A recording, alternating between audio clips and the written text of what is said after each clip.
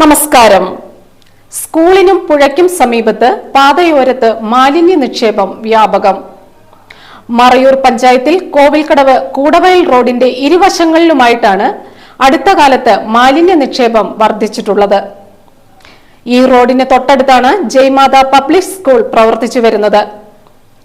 ഭക്ഷണാവശിഷ്ടങ്ങളും മദ്യക്കുപ്പികളും plastic കവറുകളും ഉൾപ്പെടെയുള്ള മാലിന്യം ചാക്കുകളിലാക്കി പാതയോരത്ത് ഉപേക്ഷിക്കുന്ന സാഹചര്യമാണ് നിലവിലുള്ളതെന്നാണ് പ്രദേശവാസികൾ പങ്കിടുന്ന വിവരം.